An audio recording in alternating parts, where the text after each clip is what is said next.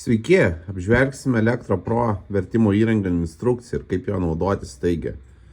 Iš pat pradžių, jeigu norite su SIM kortele, tai nusipirkat SIM kortelę, įsidedat į telefoną, nueinat į telefono nustatymus, į SIM kortelės nustatymus, išsiemat PIN kodą, tiesiog išsitrinat jį. Arba jeigu sunku, nesuprantat kaip telefono nustatymuose tai padaryti, tai rekomenduojam paklausti jaunesnių galbūt vaikų ar anūkų. Taigi, ir po to yra šita skylutė. Adatėlį įdedat, išėmat šitą dėkliuką, įdedat SIM kortelę, tai yra nano SIM, tokia kaip dedasi į iPhone, moderni SIM, pati mažiausia, įdedat ir viskas.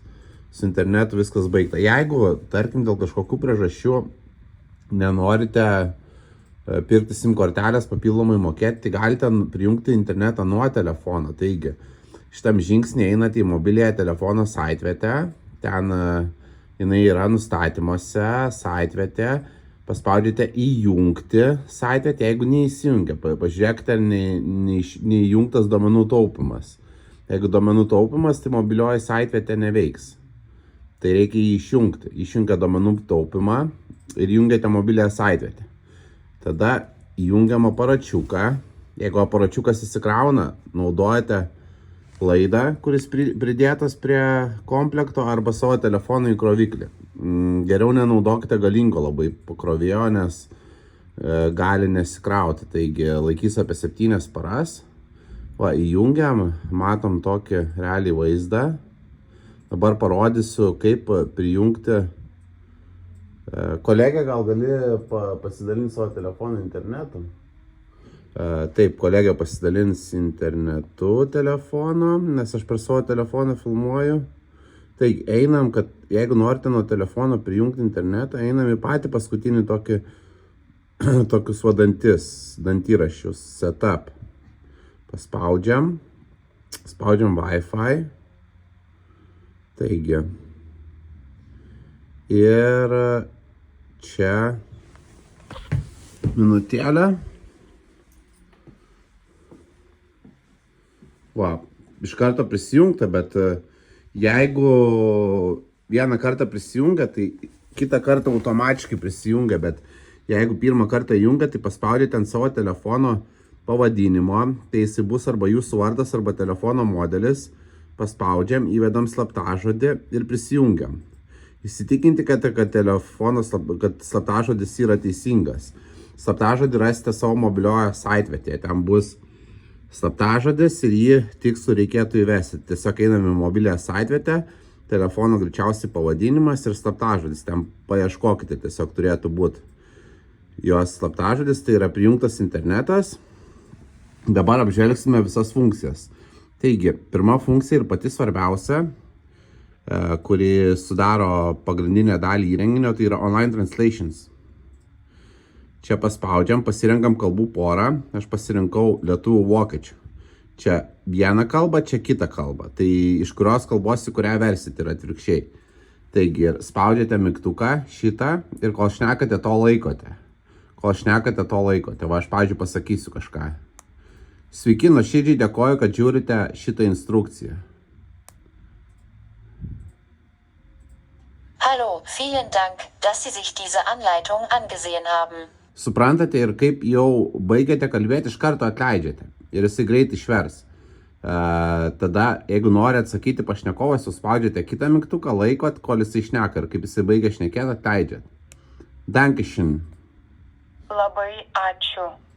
Taigi, tai yra šita funkcija. Po to yra funkcija, jeigu norite naudoti be interneto, tai čia yra kritiniam atvejam, be interneto dėja nepalaiko lietuvių kalbos. Bet jeigu suprantat rusų, anglų arba vokiečių, tai ne problema susišnekėti beveik visam pasaulyje. Taigi pasirenkam taip pat kalbų porą, lygiai tokiu pačiu principu. Pavyzdžiui, mūsų pirkėjai yra dažniausiai vyresnio amžiaus, tai manau visi suprasite rusų kalbą. Niekas užsienyje nepyks, jeigu rusiškai šnekėsite, nes išversi vietinę kalbą vis tiek vertimo įrenginys ir tikrai, manau, paliksite neblogą įspūdį. Taigi pasirenkam 2 kalbas, pavyzdžiui, anglų, rusų ir irgi lygiai toks pat principas. Spaudžiate mygtuką, kalbate, baigiate kalbėti ir atleidžiate. Добрый день, как дела? Good afternoon, how are you? Išvertė ir kaip nori atsakyti, lygiai taip pat spaudžiate kitą mygtuką, jau priešingą šitą. Įsitikinkite, kad pavyzdžiui, jeigu iš anglų į rusų, tai šitas mygtukas, jeigu iš rusų į anglų šitas. Ir lygiai taip pat su online translation su lietuvių kalba, lygiai toks pat principas. Hi, I'm good, thank you for asking. Привет, я хорошо, спасибо за вопрос. Taigi, tai yra šita funkcija. Tada yra nuotraukų vertimas, spaudžiam čia, pasirenkam kalbą iš anglų į lietuvių. Nufotografuojate, pavyzdžiui, tekstą, kuris yra anglų kalba, palaukite, va čia spaudžia šitą mygtuką, kad fotografuot, palaukite ir viskas. Išvertė tekstą.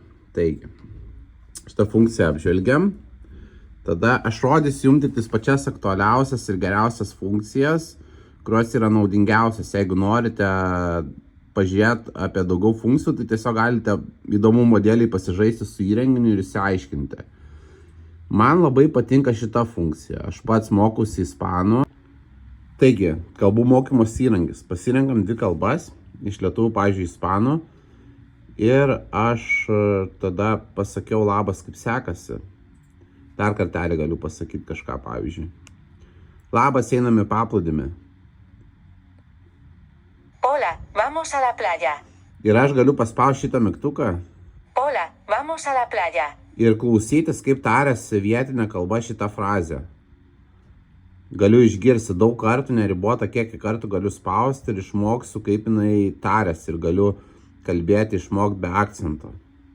Hola, vamos a la playa. Hola, vamos a la playa. Ir gali tiesiog bet ką įvesti, bet kokią frazę. Ir žinosi, kaip vietinių tarimų jinai tariasi. Tai išmoksite ne tik tais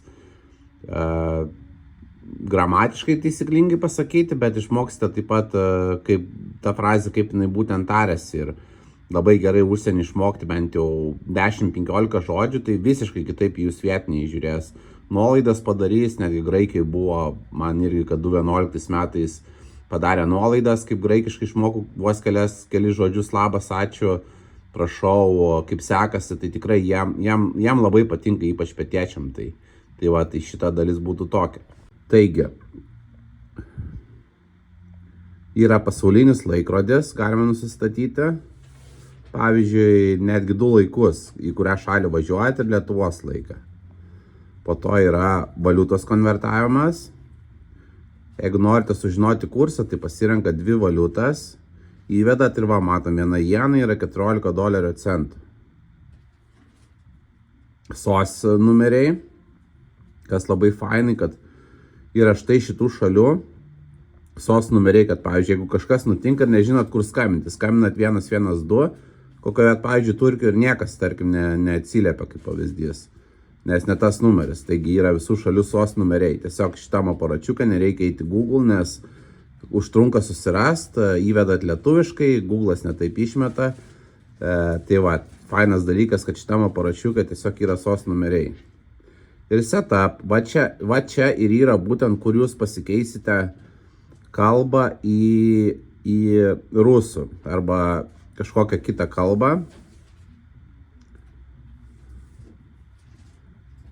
System language, spaudžiam čia. Ir va štai šitos kalbos meniu jos yra, bet jos nevertimo kalbos, jos yra meniu kalbos. Taigi pasidarom, pavyzdžiui, rusų kalbą ir viskas bus rusiškai. Visas meniu, bet vertimai čia nemaišykite. Vertimai yra tiesiog kokius pasirinksite. Ir lietuviškas, ir angliškas, ir ispaniškas, ir visoks kitoks. Taigi yra, pavyzdžiui, greitis. Netgi galima pasirinkti, kad greičiau verso. Aš čia jums rodžiu, kaip yra normalių greičių verčia. Toliau tonas. Čia yra atpažįstamas balsas. Čia dar iš tikrųjų atvirai pasakus neįsiaiškinau šitos funkcijos. Taip, dar vienas dalykas labai svarbus. Jeigu kažkas nesigauna, jeigu užlūžta, liaudiškai tariant, ir užstringa vertimo įrenginys, einam į nustatymus, clear data ir išvalom visus nustatymus. Clear it all, šitą viskas išvalom, visi vertimai dingsta. Ir jeigu dar šitas nepadeda, spaudžiam reset. Rusiškai galbūt kitaip, bet įsiminkit šitą ikonėlę reset ir tada perkraunat gamyklinius nustatymus vertimų įrenginio ir viskas veikia. Bet dar su šitais įrenginiais to nebuvo, su praeitais modeliais kartais nutikdavo, tai klientai tą pasidarydavo ir susitvarkydavo. Taigi, manau, kad tiek. Ačiū labai, kad žiūrėjote. Jeigu dar neturite šito įrenginio, pamatėte, kaip lengva ir paprasta jo naudotis, tai galite įsigyti elektra.lt internetinėje parduotuvėje. Atsiskaityti galite ir gavę prekę. Ačiū jums labai.